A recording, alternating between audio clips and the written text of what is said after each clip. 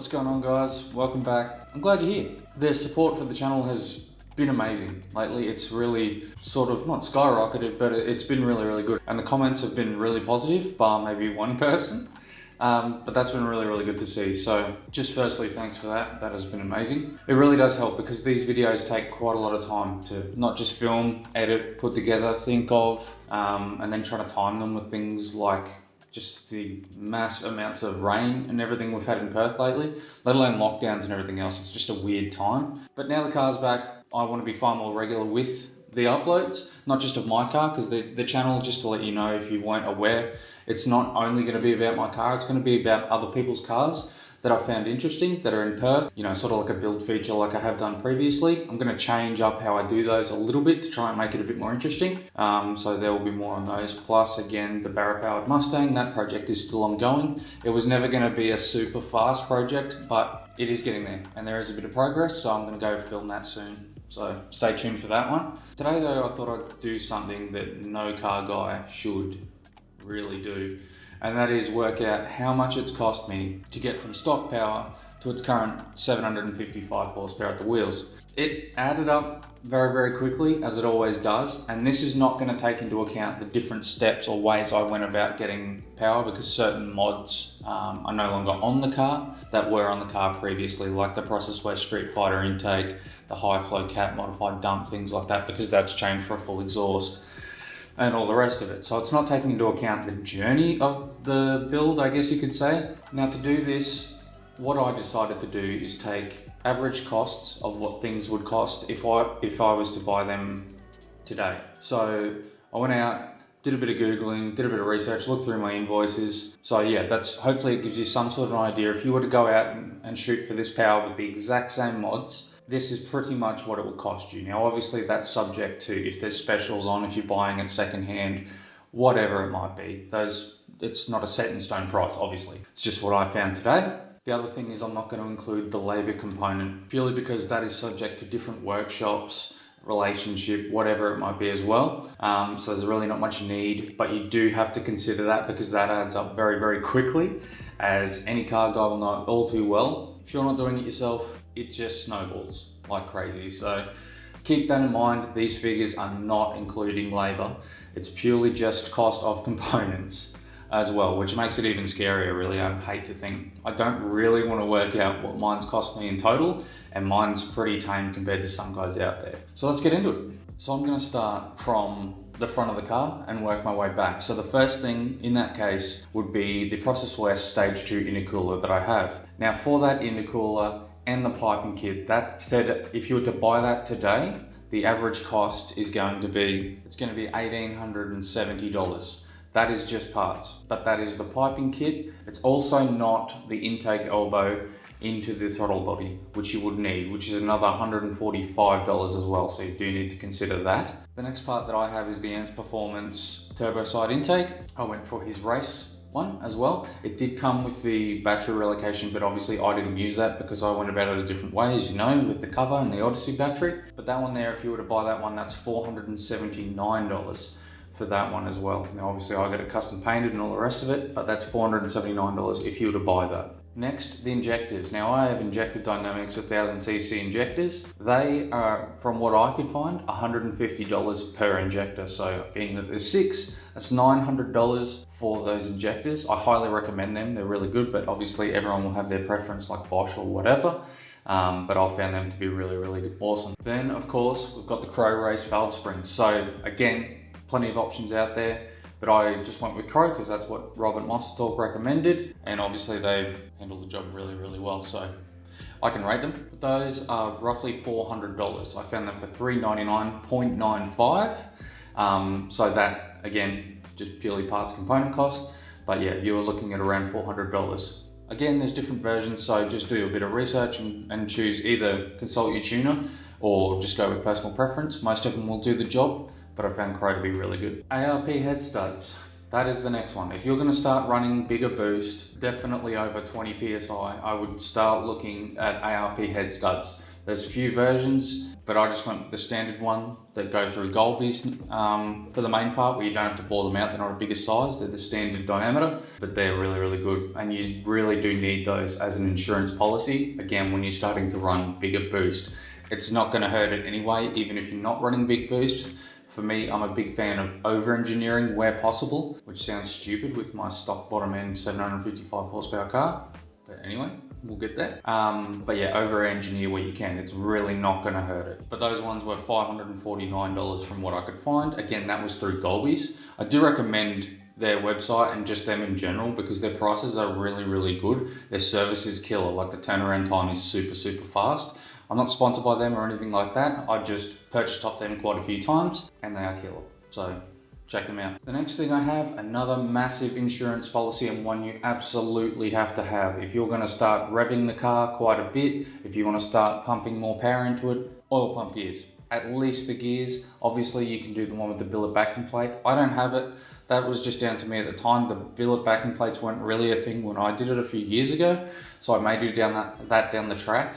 I'd recommend just doing it anyway if you're already there and you have it pulled apart, but definitely look at doing something with the oil pump. Now the gears through Plasma Man for these ones are $450, parts only, obviously. But again, there's different versions and I would recommend going one that was a billet backing plate as well. You can even get ones that are billet whole housings as well. Now I'm going to throw this in early, but obviously you're going to need some sort of tuning software. Now it's up to you how far or not you're going to go.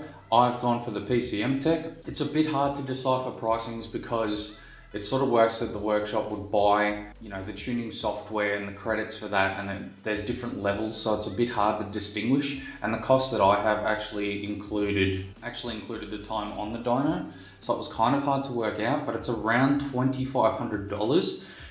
The reason it's so high for me is there was quite a bit of time on the dyno, working through the flex fuel setup and all the rest of it. Next, obviously, we need fuel. So start from the tank, going against what I originally said of starting from the front, but it's just how I worked it out. Deal with it. Is the Walbro 460 in-tank pump, E85 capable. That came up at around $200. It varies. Again, just do a bit of research. But yeah, around $200 for that one. You do need that, which just serves, in my case, all that does is supply the surge tank. It doesn't act as obviously the fuel pump itself because it is just supplying those twin Walbro 460s, which brings me to the next part, the surge tank. I've got the Process West surge tank with the twin Walbro 460s inside. Now that one's $1,690 for that one. Again, you do need it. There's different versions, there's different brands. I personally really like Process West. They are slightly dearer probably than Plasma Man, but I really rate their product. Next, it's the exhaust. So I went for an X-Force 4-inch mild steel. As I mentioned in a previous video, I bought mine near new secondhand, very near new secondhand actually. I got that with the turbo, the screamer, the wastegate, the oil feed line. Yeah, pretty much just ready to go. I paid $4,200 for all of that stuff at the time, which was an absolute bargain, and hence why I went that way. So it just sort of snowballed from there. But if you were to buy that exhaust, that would be $1,690. Again, roughly, that's just what I found, but that's what you would be looking for. Now, obviously, it's going to vary slightly if you go stainless steel, mild steel, what brand, all the rest of it, but $1,690 for that exhaust. Again, if you're running with these engines, I would recommend going for a 4-inch. It's not quite as droney, surprisingly, as a 3.5-inch, just in the X-Force brands. Quite a good unit. The finish of it is a little bit average, I'll admit. I don't really rate the welds, but it does the job and it's got results. Now the best mod, the Precision 6466 Gen 2 Turbo. Now again, I got that near new secondhand, but I had a look. They went up from when I first looked at them. When I first looked, they were around the $2,800 mark when I looked years ago, probably about 4 or 5 years ago, they were in there.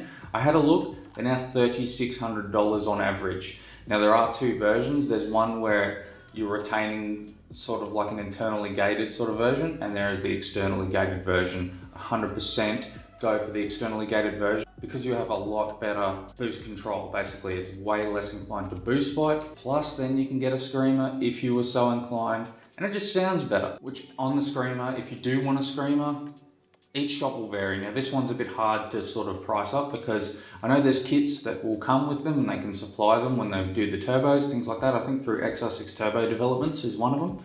But if you were to get it custom made, it's around $300, $400. But the main thing for that one is it's really down to labour component with that one. As for the wastegate itself, I priced up the 45mm Turbo Smart Hypergate that I have. Some people choose to go with a 50mm. It's probably realistically a little bit better, but the 45mm absolutely does the job. That one there, I found for an average of $508.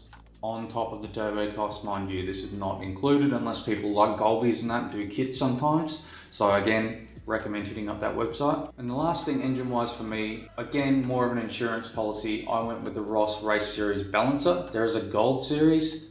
Again, up to you what you want to do. I did that just because I did plan on repping the car a bit more when I did use it for things like drag racing, roll racing, when I do go to those. I really do rate it. I think it's one of those parts that's undervalued. People think you don't really need them and you probably don't, but it's one of those things again that it's really not going to hurt it. It's going to calm down the harmonics a little bit more again. To me, that's just longevity. It's just making it work a lot nicer. So as you can see, the total's adding up pretty quick already, and we haven't even got to what I think is by far and away the most underrated thing for Falcon owners in general. It's just, I don't know what it is. People start to try and build on a budget. They think they've seen videos 10s for 10 grand and things like that, which is fine and you can do it. But for me, it really comes down to how long do you want to be doing this for? You can do all these mods, you can reach that power, but the question should be, how long is it going to be doing that for? How long do you want to keep the car? And the biggest question is, what do you want to do with your car? People always pluck out a power figure. They think, I want 1,000 horsepower. Do they want that to be usable? Do they want to bake the tires? Do they want to drag race it? I don't think enough people ask themselves that question. If you don't care, that's totally up to you. But for me, I wanted a plan of where I wanted to head. As I said in a video a while ago, it really does prevent doing unnecessary things, letting it snowball, letting it be a never-ending project, which is exactly what I didn't want. I wanted an end vision in mind for mine. I wanted a time that I wanted to run, and that was it. I wanted to stick to that. So the first thing on the list, and the most underrated thing, the auto. So I went with a Monster Talk Stage 4 Plus Auto. I know everyone gets weird about doing stages, but that's just how Monster Talk rate theirs. That is a 6R80 input. It's 1,000 plus horsepower rated. You get upgraded clutch packs. Rob uses all new parts for him. Some might use reconditioned parts, for example. His are all new. His are all genuine parts. New gaskets, seals, bushings. Stage 3 torque converter. So the price that I'm going to tell you in a second, it does include the stall. And it also does, this is the only exception, it does include the labour because he doesn't separate that in the quote. So this will be the all-out price is what it would be to buy it and have it fit. So that one comes to $8,800, again, including fitting, including for when you go back and have the retune. In my opinion, really good, and again, massively underrated. That alone really transformed how the car was to drive. It is a totally different animal. It's faster on the changes. You can ramp more power in earlier.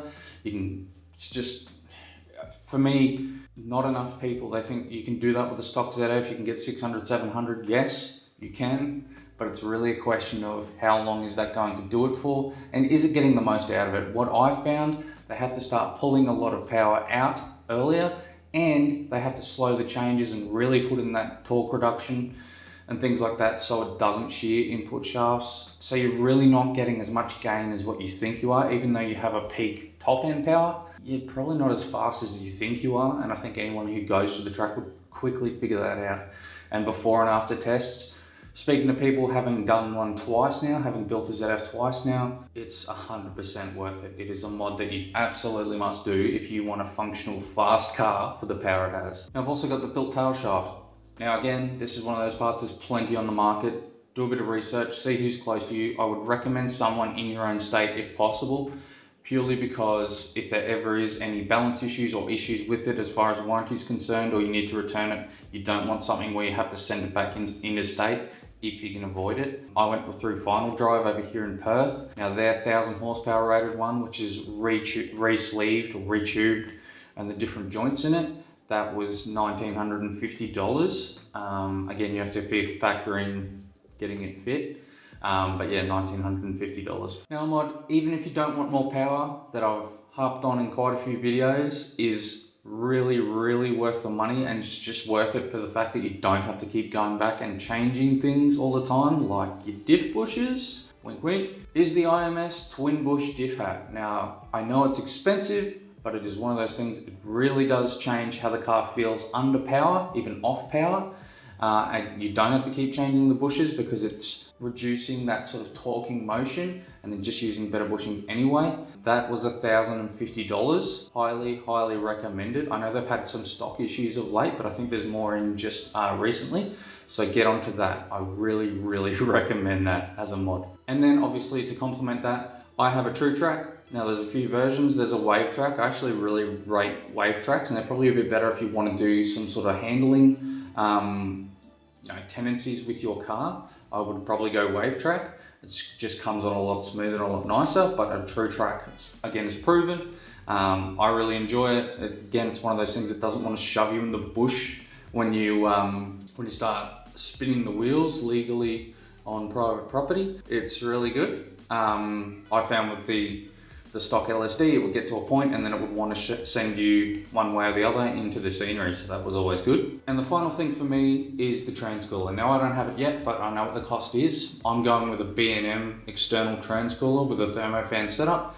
That is going to be approximately $1,500 for that one. It's going to stop the whole milkshake issue. It's going to keep the box temps down a lot lower, because contaminated oil, hot oil, are one of the biggest killers of ZFs, let alone any other factor. So that is definitely something as an insurance policy, and something you, in my opinion, you really need when you start pushing some bigger power with these cars. So as you can see, that adds up really quick, really fast. This 10's for 10 grand, while that sounds great, is not a long-term thing. And it comes down, so many other factors come into that as to how you launch the car, all the rest of it. And for me, it wasn't appealing in my opinion, because the cars just don't last. What they never show you is how long they last. They don't talk about that. They just talk about what it achieved. If that's what you want, that's great. Each to their own. If you want something that lasts, you need to do those future-proofing, over-engineering things like I mentioned. So the total is $30,633.95 in this case. Again, that will vary depending on whether there's specials, how you're purchasing, if you know people, all the rest of it, and that is not including labor. Now this is to get to the power level I had in my case with the exact same mods. Now, even that, say you were to go out and buy the same thing, you dynoed on the exact same dyno, there's a lot of other variations that come into it. The engines themselves have variances, the boxes themselves can have variances, temperature, altitude, humidity, all sorts of things come into it, so I wouldn't get too caught up in a power figure. The best gauge is always going to be what the car runs at the drags. That's going to be the truest way that you can work out what power your car actually makes. So now I'm going to go cry about how much I've spent on my car. I'll see you in the next one, guys.